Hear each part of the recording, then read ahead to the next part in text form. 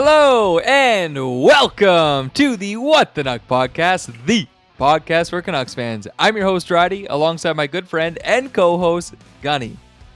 Hello, hello.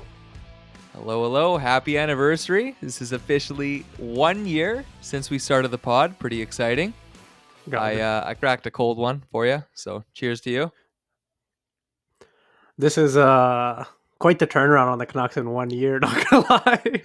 Just thinking back to our first pod when we were getting mad at the structure commercials to It's the now. equivalent of you talking about the Planet of the Apes lore this weekend, basically. But we went from sad boys talking about Bruce Boudreau, what a shame it was for him to get fired the way he did. We were like not mad at Talkett, but we were upset at the way he got hired. So we were kind of like standoffish towards him. We were cheering for getting Bedard. That's what we were doing. We were counting down the standings and everything. No, this is the biggest turnaround any team's had. Like, I've seen some arguments for other coaches to get the Jack Adams. It's not close at all. It's Rick Tocchet all the way. Who else is the argument? Some people were talking about I think his name's Miller or Hiller. I want to say it's Miller, but it's for the Los Angeles Kings, the interim coach that came around and turned that team around again there. I don't know. It's a weird, not that this is part of like what we're going to talk about today, but just quickly with the Jack Adams Award. Do you think there needs to be a second coaching award? Because I feel like every year the Jack Adams goes to the team that had the biggest turnaround from last year. You know what I mean? What would the second award even be? Well, I don't know. You don't get it. Like the coaches that like consistently do it or get it done every year, like John Cooper from the Tampa Bay Lightning, Bednar for the Colorado Avalanche. Like they're never going to win this award unless it's like the first year of them being dominant. You know what I mean? Like That's true. It doesn't always get the best coach. Yeah, it is usually just the best turnaround because it's so hard to differentiate between what is coach's success and what's a team success.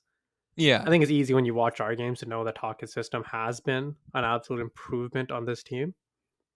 But then, like, how much of that is Alvin's pickups? How much is that? I guess the tough award. I just don't think there's any other coaches awards really to throw. Best coach. Hey, we're gonna win it. Tocchett's gonna get it, so I'm not gonna complain about it. No, I would actually. Now that we're talking about coaches, I do think Tortorella could be getting some votes as well. Just the way he's turned around the Flyers, even though they're fighting for their playoff lives as we speak. I feel like, I guess Torts. Honestly, if there's one person I would be fine losing it to, it'd be Torts. But I don't think. Yeah. I think this is Tocchett's. I think it's like Tocchet versus the field on the betting odds as well. 100%. Now let's get into the week that was for the Vancouver Canucks. So they finished, dude, it felt like they were at home for 2 years. Yeah. They had a 9-game homestand, which was, long overdue, and they deserved it. However, their play during this homestand was subpar at best. They finished the homestand with a record of 5-3-1. What are your thoughts on the team's play during the stretch, and are you a little worried about how they're playing going into this week up against Golden Knights, Kings, and the Coyotes? Broken record at this point. I feel like the entire fan base and media is the same way. It's just that power play. It's the power play. Losing Lindholm was obviously an effect too. He kind of shows the difference he makes on the team with those, Louis Eriksson little things trademarked. But it's just the power play. Like every game, that's the frustrating part. Like how many of our games, like even the ones we lost like 3-1, like obviously the Colorado game that we got fucking the big comeback on. How many of those games just don't happen if we get one power play goal? Just a couple power play goals over this home stretch.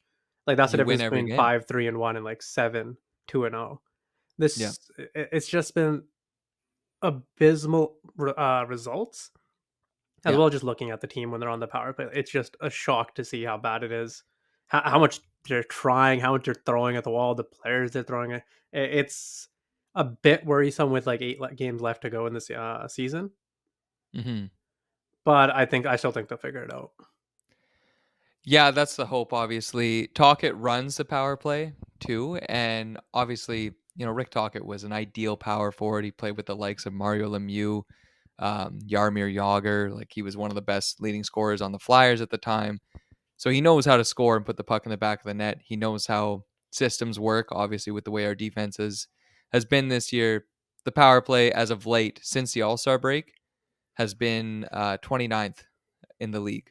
Like that, with the likes of Pedersen, Miller, Hughes, Besser, you cannot be 29th in the league. That's just unacceptable. That's actually Their shocking. movement, that is, it actually blew my mind when I saw that stat. Um, you have these star players, and they just seem really selective on shooting, like we were talking about. The movement is very stagnant, and I feel like every penalty kill that's going up against Vancouver. Now I know LA has the best penalty kill in the league, but they just make quick work of us on the power play. Like it's crazy. Like you watch them move it around, and it's really easy to defend because no one moves on the Canucks power play. There's no movement. When you watch Quinn Hughes on 5-on-5 play, he'll circle around the net. He'll do like 3 laps. He's like Lightning McQueen out there in the offensive zone. But once it comes to the play or to the power play, it's just stagnant and there's no movement. It's really easy to defend, like I said, and they're not shooting, so obviously you're not going to get results that way. Yeah, that's also true. Like they don't. I feel like they don't like deviate from their plan ever in the power play. It's the same Yeah, 4 plays. It's there's one play to enter the zone, and then there's about 4 plays like in the zone, and then like yeah, one random play that they're trying out from last practice. That's about it.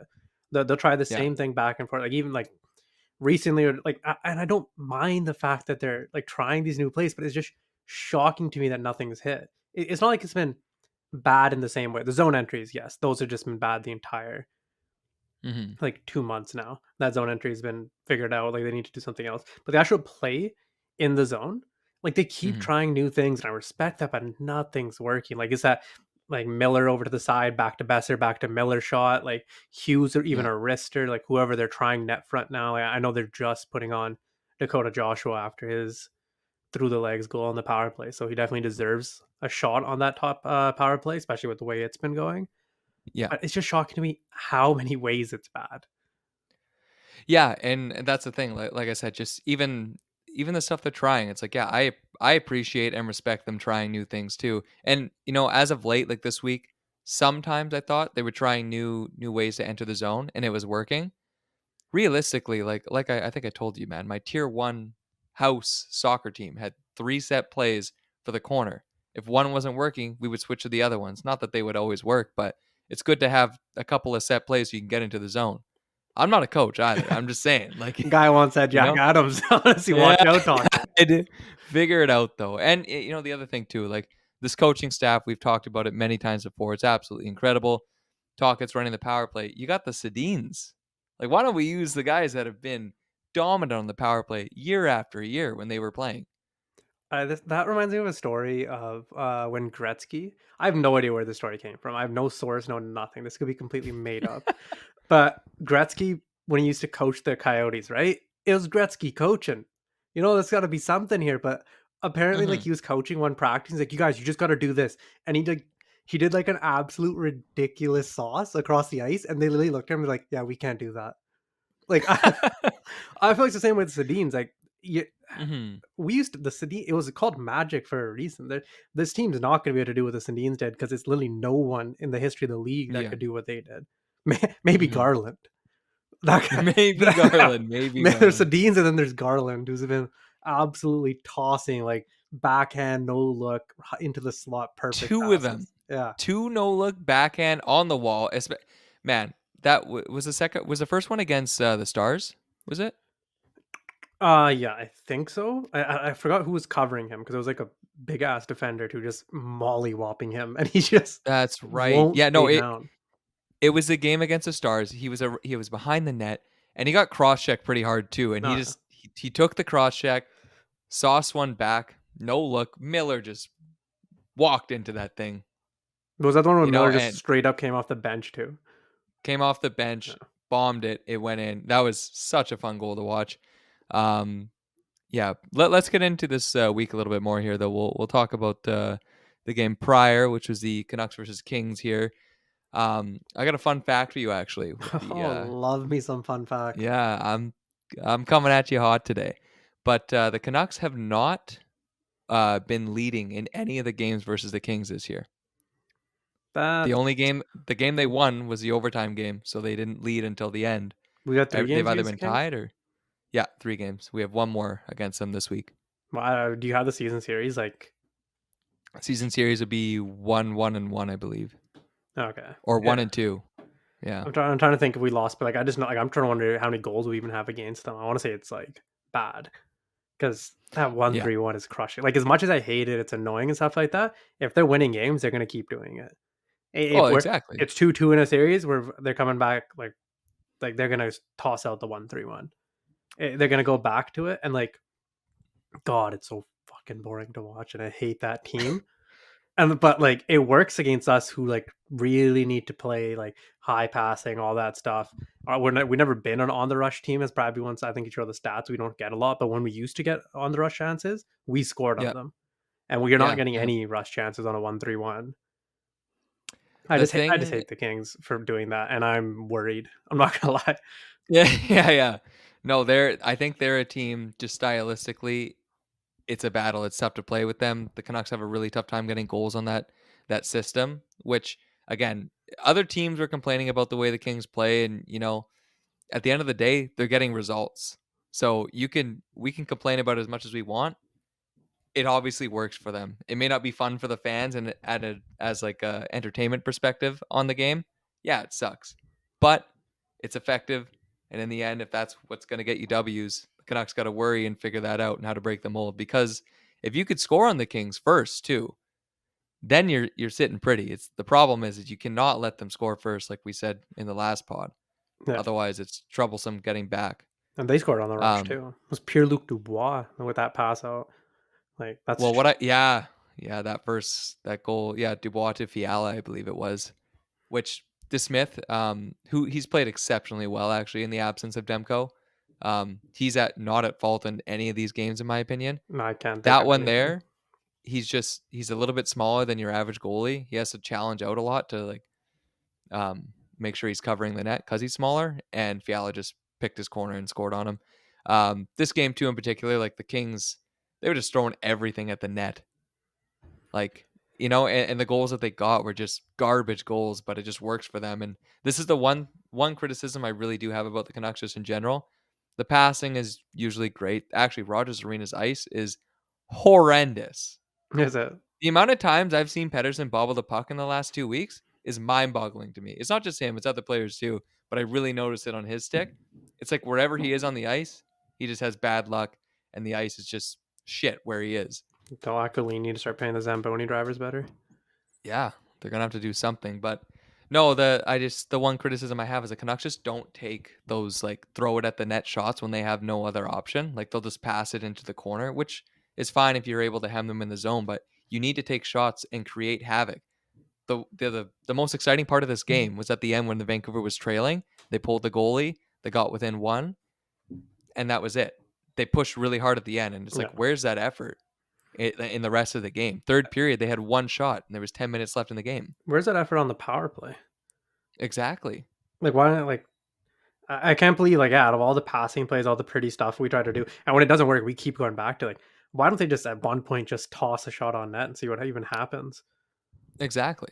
Like get Like the at the PK end, they were moving at shooting. Like, least. sorry, go ahead. I was gonna say just get the PK moving. Like do Hmm. something because like it's just the fact that they can just stand around and not even get tired on it because they don't have to. You cover No. like PD and Miller and then you're fine. Yeah.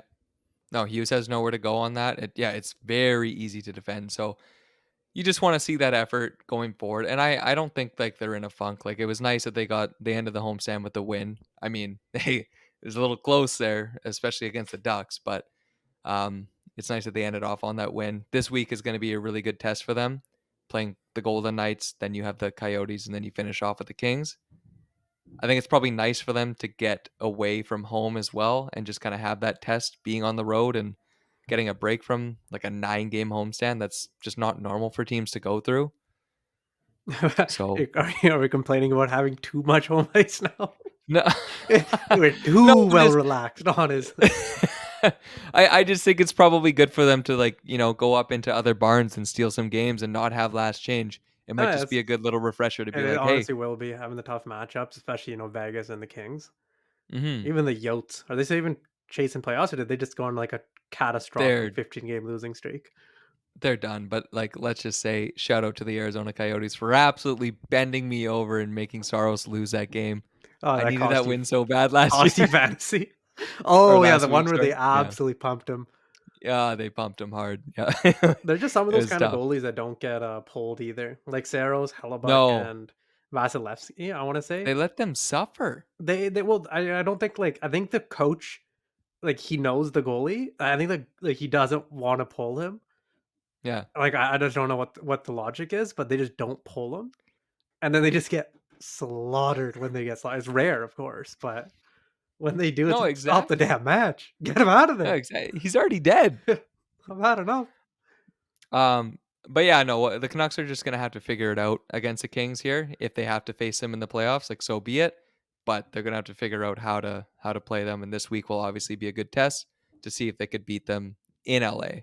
Um, moving on to the game that happened on Thursday this week, Canucks lost to the Dallas Stars, and I just gotta say this, I hate complaining about the refs, but the refs were No, so bad in you this do game, dude. not hate complaining about the refs. I don't like talking about it too much, dude. If the No Canucks lose, the Canucks chance. lose. All I'll right. complain during the game, All but I right. For our after I'm done, thousands of hey. adoring fans, I need to tell you how it is watching a game with Dryden. Okay. Like he's the third zebra out there. He calls everything. And I'm When usually right when, though. when we're watching these games, he's oh my god, there's no hit thrown on our players that he doesn't say, how is that called? All right, like that that was just I can't let you get away with I don't like complaining about the refs. No, like I can logically look That's at your it now. pastime. I'm a little bit older, okay? I still get upset and I am heavily biased, okay? But you can't tell me that high stick non-call on Robertson. You think that was above his shoulders? You could clearly see it on the angles. Yeah, Toronto has what 60,000 different camera angles. I saw 3 from Sportsnet, and I'm like, yeah, that's high stick. it's They fucking hilarious. challenge it. Go at the war room and then they're just brutal to call. It's just like that's like 40 fucking people sitting in a room. And like, is that a high stick? I don't know. Keep it. I I forget guess how if it's not, sorry, go ahead. this is so off topic. Why haven't they ever shown have maybe they have. I don't follow enough like behind the scenes stuff. Have they ever shown like the war room? Like what goes on behind the scenes? They haven't, but that'd be a great idea having a war room camera. Yeah, no, well, not having like even a camera because I don't know if they want like maybe they should just have a camera there, but like just Yeah. even like a behind the scenes, like 5 minutes, like the Canucks do behind the scenes or mic'd up. Like I want to see them like arguing calls and stuff like that because apparently it's not just one dude that has like final say. Maybe there is one Oh, dude that for has sure. final say, but it's a bunch of people deciding on the call. So hilarious to watch them just yell at each other or something, just on the Yeah. full belief. But that one, high Everybody's stick. everybody's in there with blindfolds on, and they're just like, yeah, just keep the call you got. Just George Peros with his mustache shaved when he's doing that. Yeah. But no, I just thought that was you could clearly see it. They said, there wasn't enough evidence, and it's like, well, it's right in front of you. But anyways, that call I have a bit of an issue with, okay? Now, it's the third period. Everything's all hunky dory. It's 1-1, or it might have been 2-1 at this point. No, it was 1-1. Canucks are trying to, get that second goal. Momentum's on their side. Heiskanen just guides Dakota Joshua, who just got back from injury, into the boards. Little how do you do, right? Joshua goes flying into the boards. He gets back up. He wants a piece of Heiskanen. And I don't expect Heiskanen to fight there. First off, there should have been a call. Ray Ferraro he even said on the broadcast, how is that not a call? I don't know, Ray. You tell me. You're on ice level. Tell me. My favorite part about that was Shorthouse saying right away that the refs would give us a makeup call. Like he was Yeah. like, "Oh, they better be on their best behavior," and then we got no makeup call at all. No makeup call and a high sticking call against us, which again, a high stick is a high stick, and Bluger did high stick. But how do you not get a makeup call from that, dude? Also, Uh, all 4 refs are in there protecting Heiskanen. It's like, hey, you made the hit. these Get refs are all ready. completely against us, right? Yeah, I in saw this when game in PD was walking particular, to the bench, one of the refs just tried to cut his like ankle. It was pretty crazy. These you said, refs just, really? yeah, it was out of nowhere. I'd have to go see if that was in the war room or not, I guess. But Okay, we'll ask the war room. anyways, outside of the reffing calls, though, too, the Canucks had power plays within this game. They don't capitalize, and they don't get the W. As we've said, I feel like we're sounding like a broken record here week after week, but fix the goddamn power play. Yeah, it's getting to the worrisome side. Like Dakota Joshua is my savior, so I will Oh yeah. just believe in him. But it's getting worrisome how bad it's looking because it's been 4 years of just like these same guys on the power play, and they've had great runs. They've had great seasons on the power. I think they're like fourth in Mm-hmm. 1 year. Like Petey, Miller, Besser, Hughes. Like those are the stalwarts. Well, I guess Besser had a tough 100%. time last year staying on it, but Petey, Miller, Hughes have Mm-hmm. been there for so long, so much chemistry. Like because they can hit each other with these passes, other than Miller's like random one a game backhand that goes nowhere. But this still upsets me to this day. But they hit Mm-hmm. each other with these passes, but then like they never shoot. Like they never like Miller, by the way, like he is like 38% shooting from his spot. I was looking at NHL Edge, the On the left side stats there. for you. Yeah, like Miller's Yeah. spot, the left side where he stays on the power play majority of the time. He's like Yeah. 38% shooting from there. And like, yeah, he does because he picks his shots, but he also like, man, just toss a few from there. Yeah. Like worst case, the No, I rebound know. goes out to Petey. And to what you're saying there too, there's so many times where it's a certain way that Miller corrals a puck on the left side. He'll get that pass from Hughes and he loads up like he's taking an Austin Matthews toe drag missile. Like you think it's just Yeah. gonna go bar down. And then he'll do that little backhand pass that you're saying. And then Hughes will give it to Pedersen. Pedersen's gonna bobble the puck, wait for 5 seconds, and it's like 30 seconds had just gone by, and we haven't even gotten a shot on net yet. No, no. It's What are we it's doing? it's literally the Simpsons meme where they're playing soccer and they just keep passing it back and forth for like 25 minutes. It's actually Yeah. crazy. Uh, I I don't know. I believe that Dakota Joshua will fix all our problems on that power play. I believe Joshua can. And I didn't realize how good this guy's hands were in tight. It's That nasty. goal, that goal against the Anaheim Ducks on Dostal, where he's in front. I thought he got in tight and just like roofed it. They show me the replay. I don't have my glasses on. I put these little specs on. Now I could see. He goes between the legs. Who's Yeah, this guy? Daniel Sedin? actually got nasty hands. Like it's ridiculous.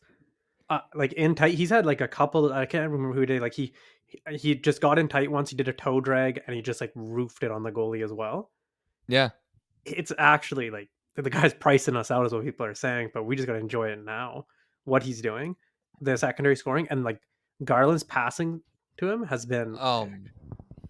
Whew, Garland and Joshua are the engines right now, man. Like Miller obviously Miller's is a right legend there too. Yeah. too. Um, I was actually talking to one of these guys on our Twitter. He like has like a website or a blog that he like talks about Canucks like post game and like talks about the power play woes and stuff. And I made this like lineup where he thinks that Pedersen's been struggling a lot. He didn't say he was playing bad, but like Pedersen's second in scoring on this homestand. He has 7 points. Miller has 8, 3 goals, 4 assists for Pedersen.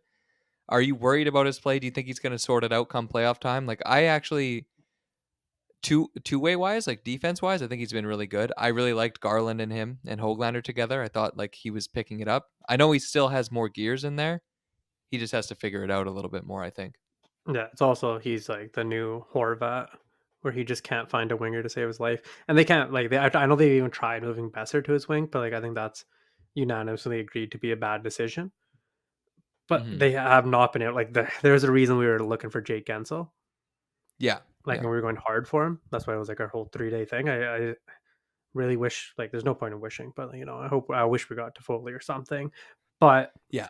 what can you really do when he's putting in a blender of lines every Hmm. game? Your boy Sam Lafferty there, who shut out had an absolute nasty power move, Oh, he absolutely channeled his Raffy obscene. Torres. Yeah, Pods with the big hit, him just absolutely cutting to the net like prime Rick Nash out there. Hmm. But those aren't the wingers for PD. Like he just gets nothing. Like the hope is that Lindholm comes back from this injury. Apparently, he's been injured his whole career. I have no idea. Absolutely adore the conspiracy theories. People, I don't know who it was on Twitter. I wish I could name these. I wish I could remember names on this. But whoever like posted like, "Hey, I've looked through every chef Lindholm's played. I think he got injured here." And I was like, what an absolute rock star performance from that Twitter user. Like, just Yeah. go through everything. to try to I find actually this. love that. Like that's high effort right there. Our But fans will dig deep, man. no, no, that's we'll go fully in depth to find what went wrong. The hope is Lindholm comes back, big rest, absolute new man, ready to learn how to play on the wing, and just goes electric with the Swedish line. Throw Hogs up there because that guy's Yeah. been an absolute monster as well. And I think that's a great staple to have for Pedersen in Hoglander. I think Hoglander's been great. Been a little quiet after his amazing performance there against the Calgary Flames, but I still think that's the answer for Pedersen. And then you'll just have to figure out who you want come playoff time. I do think having either Joshua or Garland would really bolster that line because, again, those two are engines. You put them on that line, or one of them on that line, and the other with Miller and Besser, and I think you have a pretty solid top six. If Lindholm's not back, if Lindholm's back, maybe you do flirt with Lindholm coming back and playing with Pedersen, but we'll have to see. Yeah, we'll still stick with the blender, I guess. At least, like we're in April now, so like 20 days left in the season. Yeah, I'm hoping that we're quitting on this. Like, we got to start giving like 3-4 games to these lines to start gelling. Like, and I get in the for sure. playoffs, you can still mix lines. Teams have always done that. It's not like you have to have set lineups. I just hope we at least have set duos, like Yes, yes. going into it, and that PD Lindholm. But Talkett's pretty liberal with the line changes. Sometimes it drives me nuts, and I'm like, hey man, like why do I got Lafferty dude, and Studer with I'm not letting Pedersen? It you drives me keep nuts. shit talking my boy Lafferty. Like you gotta, I love Lafferty. I'm just saying, don't you put him with Petey. That's yeah, all. but don't like. There's a lot of wingers that have been with PD that shouldn't be. Yeah, I was just gonna say to you, with our fans and stuff, how that guy did all that digging for Lindholm's injury. I'm currently watching The Boys, as you know, and Stormfront has a line to Homelander where she goes, "You have fans, I have soldiers," and the Vancouver Canucks have soldiers, man. We are all clinically insane, but I love our soldiers. Okay. I don't know how much you should compare the Canucks and Stormfront together, but I at least get the analogy, so Yeah, it yeah. Well, works out. But it's probably not the character we want to be associated with on that front. no, just the line, just like we have, like our fans are insane in a good way. No, I love everybody. even in a bad way. Yeah. I think we were threatening each other's dogs at one point. Like we definitely gone good and we done bad. So Yeah. Yeah. Um, Now I do have a question for you regarding Joshua's play, just because he's been amazing this year and how he's pricing himself out of this market, right? yeah, That being said, if you had to pick between the two here, because Roenick has been amazing, right? And Roenick had a really good first half. He just hasn't been getting the points as of late, but he's also second in giveaways in the defensive zone, and he had no points on that homestand, like I said. If you had to re-sign and you only had enough money for one of these two players, who would you keep and why? Moronic. Keep Roenick, yeah. Like we it's not even close. It's not even a question. Insane choice of a Was this question. was it was this a bad question? I don't know. I'm not gonna yell. Yeah, yeah, That's fair. nuts. Like just the position. Third line winger, top right D. Like it's without question. There's a reason teams shell it out. There's reason teams overpay for it. There's a reason that every team needs one. Yep. Right, this it's a right defenseman. It's a top line worthy right defenseman. Yeah, he's been a little bit coughing it up. I'll be Yeah. honest. Yeah. Yeah, no, Second. I think someone on Reddit always posts the scorecards, and he's Yeah. been at the bottom of a few of them, like nasty bad at the bottom of them. And Yeah. like kind of spooks me because like okay, you got to correct me because this is I don't know why I'm kind of blind. It was I think it was a Vegas series during the bubble Mhm. run where it was Hughes Mhm. just getting cooked on that one like on one play like every time he was back. Yeah. It was Hughes and Tanev, I assume. They were stuck together, but it was on Hughes' side that he would just absolutely get cooked up Mhm. by like it was a flip pass and then they came in with speed. Hughes has improved defensively, so I'm not that worried about that. Yeah. But now my worry is what if they just keep doing that to Ronick? But like he's a big guy. He is. Should Yeah. he should be able to play some like he should be better than he is currently. He's somewhere in between what he when he was potting like on like a 60-point pace and Mhm. what he's doing now. I think he's an in between. I think he's closer to the high end as well. Yep. But yeah, to answer your original question, yes, Roenick by a mile, and I love Dakota Joshua. Yeah, I think so too. It's way more of a need. It was just a I don't know, dumb question, whatever. Uh, No, like it's tough to compare those two positions, but I just I don't know if Vancouver's going to have the money to sign Joshua. I would really like them to. I obviously your priority number one is to get Roenick because those defensemen just don't grow on trees. And but Joshua and Garland, man, like those guys, I would like to keep that if the Vancouver Canucks are able to do that come the off season. yeah, like we can talk about how like Alvin and stuff have made really good pickups and stuff like that, and I feel like that's what people are saying too. Like they should just find a player that's like that same type and just Yeah. sign him. And like Hmm. yeah, they have been very good at that stuff. Out of their free agent signings and stuff like that, Joshua's a cut above. Oh, 100%. Yeah, like out of those fines and like for his value and what he's putting on for the team, like he's a cut above the rest of those like Teddy Bluger, Sam Lafferty pickups. Hmm. Joshua's like literally like right next to in that supporting cast, like one of the top guys. Garland, him, Lindholm, and Ronick. Like he's in that lineup. He's not one of the depth pieces. No, and while he was injured, the Canucks went 9-8-1, which still a positive record. But and I'm not saying should be the X factor for this team, but that says something, like he's a really important piece for this team, and come playoff time, he's gonna have to play a big part for this team to be successful. That being said, another man that is crucial to the Vancouver Canucks having some success is Thatcher Demko. He is traveling with the team. I doubt he's gonna play, but apparently he's slightly ahead of schedule. Um, and to what I was saying earlier about Casey DeSmith, and his Casey DeSmith's play has been great during this stretch of Demko being injured. Like no blatant goals where I'm like, oh, he should have had that one back. Um, but the Canucks are struggling to score. Do you take that, or do you chalk that up to the league kind of being closer to playoff seasons almost ending, so the games are getting tighter, or do you think the Canucks are having trouble finding a way to get goals right now? I think they are having a lot of trouble, getting goals. I would say, like, Hmm. is it getting goals, or are we just getting shut out and stuff like that? Because like Hmm. teams are kind of pouncing on us. Like LA is the easiest one to just look at and be like, yeah, they're 1-3-1 locking us down. Yep. Dallas, like Ottinger, you got him. Like even though he's had a not so hot season, Hmm. this like that game against us, he shows like he's still a threat every single time he's on that ice. Yep. I don't think we're. I don't think we complain. I think it's like the third time we're gonna bring it up. It's just the power play. Yeah. Like even a goal or two a game on that power play, like we did it against Anaheim. I'm not. Hmm. I don't draw anything towards that. It needs way more consistency against the better teams as well. Yeah. So I don't really think, oh, the power play is back just based on that. Like, and obviously neither do the Canucks when they have Joshua up there now. But I'm not too worried about the goal scoring. I'm only worried about the goal scoring on the power play. I feel like our 5v5 play and stuff like that, we can get there. But like we need to be taking those chances and actually doing something with them. And not even score, do something. That's a momentum at least. Like, dear God. It's like a Yeah. buzzkill at this point. Like it's our top guys. First off, they play for a minute 40.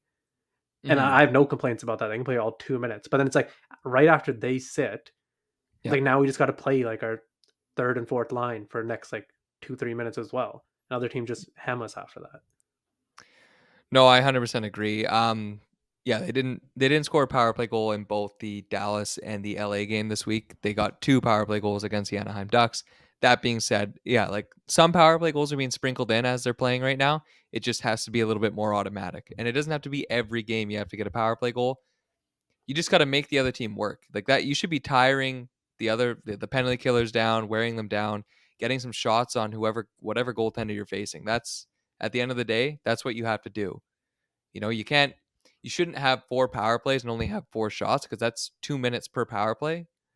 Bare minimum, you should be getting two shots per power play.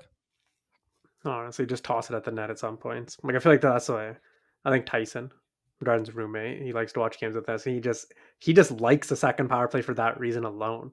And like Hmm. honestly, I argued with him for a bit about it, but like now that I'm like losing my mind, I'm like, yeah, just throw him out there.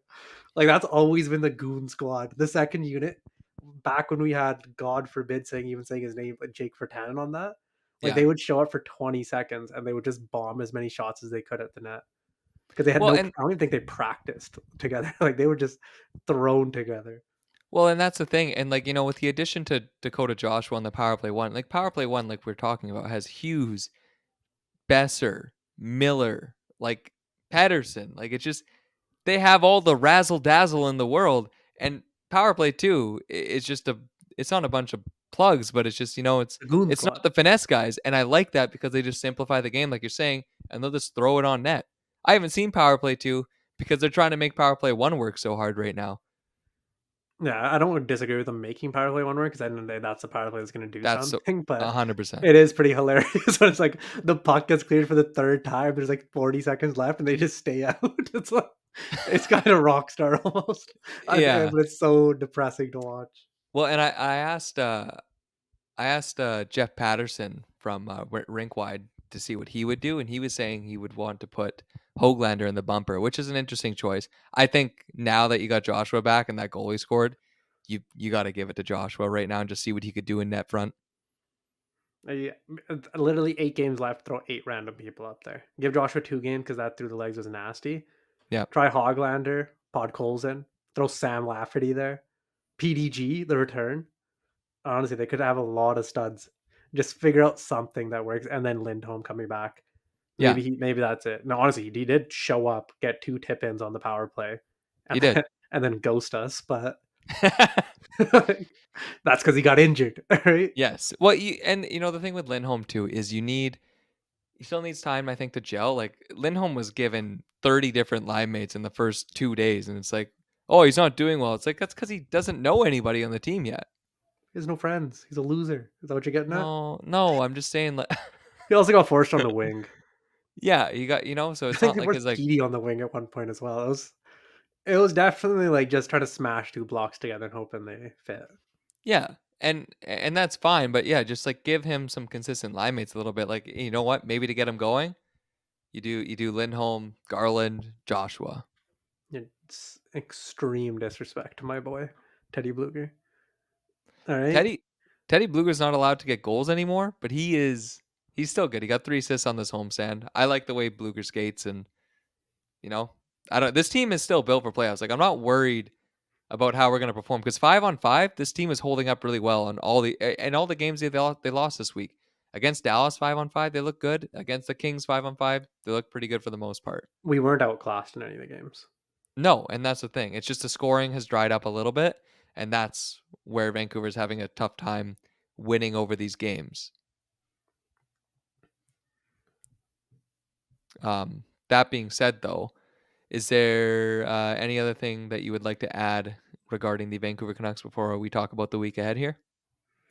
No, excited for Demko's return. We didn't mention that slightly. He gets like 6 games probably, 6-5, something like that. Probably should mention Seelovs too.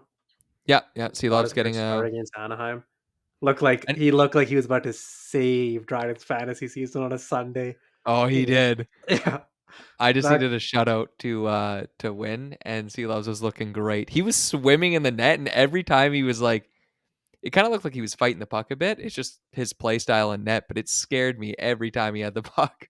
yeah. Imagine Um, you were Hawkeye, just staring only at him at every single moment. But oh yeah, no, and then McTavish had that crazy snipe on him, which I was like, that didn't go in, I think and no, that was obviously it Zellweger did. that had it. That was Zelway, dude. That shot was insane. Yeah, I saw it go into the net. I was just in disbelief. I'm like, how did he score that? Beautiful shot. Actually, within this game too. Like again, nice that Vancouver got the win. But they fell asleep at the wheel a little bit. Brought the Anaheim Ducks back into it, and Garland and Joshua had to bail the boys out. Which Sunday afternoon. It was a feisty game too. Every game's been like that. it was, yeah. Physical as hell.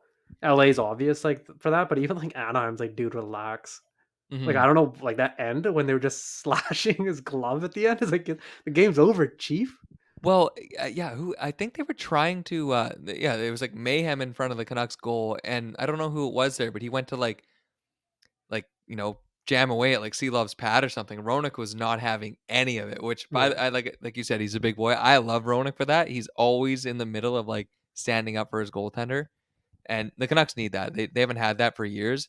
This decor is menacing with Zadorov. You have Susie, Myers, Roenick.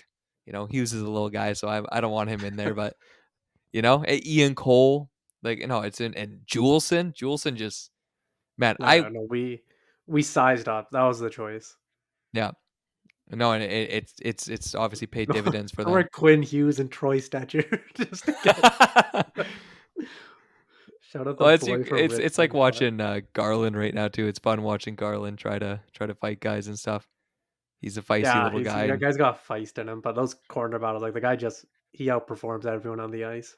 oh yeah, no, he's like Crosby with the spins. It's insane. And him. Um, but now, yeah, looking to the week ahead here, like I said, the Canucks are going to be on a little 3-game road trip here. They start tomorrow, Tuesday, against the Vegas Golden Knights or the Vegas Golden Knights. Thank you for Yeah. backing away from your mic before that. I have to.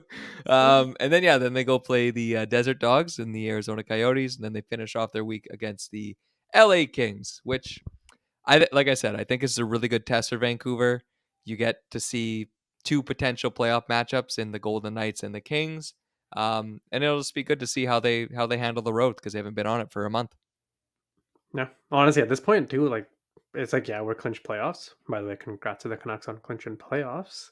Unless we Yes, mentioned that part, but we now it's didn't. like the Oilers are sneaking on us. I'm not worried because teams goddamn suck, but we need to hold up first. No, we definitely do. It's a little worrisome because then you're pretty much guaranteed to either play Vegas or the Kings, which you still can, being first in the Pacific. But we'll have to Even just see home how that. ice. Like they're 2 games behind us, but 6 points behind us, so it is getting close there. The Blues did us a bit of a favor tonight by beating them in overtime. Did they? Yep, holding them to 1 point. But yeah, no, they are close, so we'll have to see how that all shapes up. But yeah, no, I'm really excited to see how the Canucks do this weekend. It'll be a couple of big tests in there, and just what, like if they win that first game against the Golden Knights, I want to see them not destroy the Coyotes, but just stay consistent, stay on the path. It's don't take a night off because it's the Arizona Coyotes. Like go out there and beat them. Fair enough. I just want to see them score on the power play. Yeah, If no, they get that's pumped, it's actually, if they got pumped, I'm gonna cry. But if they score on the power play, I'm gonna be very excited. If they yeah. actually look good on the power play, Yeah, and overall, like we said too, like the power play has looked better as of late. It's still not getting the results, the consistency in the results. But yeah, this week will be big to see if they can figure that out a little bit more. Um, yeah, if there's anything else that you want to add with the Vancouver Canucks, let me know. And if not, I got a couple of league news things for you. I'll toss some league news my way. All right. Well, Austin Matthews officially hit the 60 goal mark for the second time. And I think, yeah, tonight he scored a couple more. So he's at 62 with a few games remaining here. Do you think he can get to 70? They're obviously going to be passing to him to try to get to 70. Are they? That They team have should to. not be trying any harder in the regular season. All right. I swear to Yeah. God, if they actually, I'm already embarrassed for them. 8 games left and needs 8 goals. Goal a game. And that's hard to It's bet not. against. Hard to bet against the guy at this point. Yeah. Has he slowed down since Martin's been injured? I know Martin's been injured because He's he's on my slowed down a fantasy little team bit, and he's being actually. lazy fucking shit. Get the fuck back on the ice, you fucking bastard. But no worries. Yeah. Take your time, Chief. Yeah. But But I yeah, wonder. I no. think he would be like honestly. Marner and him like as much as I hate the Leafs.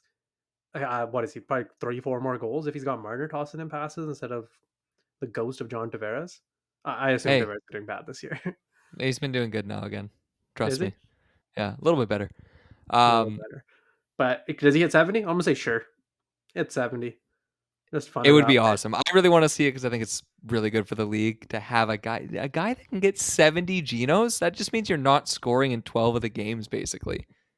Just absolutely. Well, I think honestly he hasn't scored in a. I remember he just kept getting hat tricks or nothing. And multi-goal games, yeah. Yeah, he's a big multi-goal game guy. No, and then on the other end of the spectrum here, we have McDavid, who I think has 29 goals and then 96 assists or something like that. Like, The guy's I thought so Henrik dog Sedin was a water. good passer. This guy is a distributor, man. guy, guy, get this guy in fantasy for the first time. I hate him. How are you getting 29 goals? Like that, you're not my goat. Like you're not getting that. He's hitting No, 29 goals. in the month of He's March, I believe it is, or no, was it the last 10 games I think I saw for McDavid?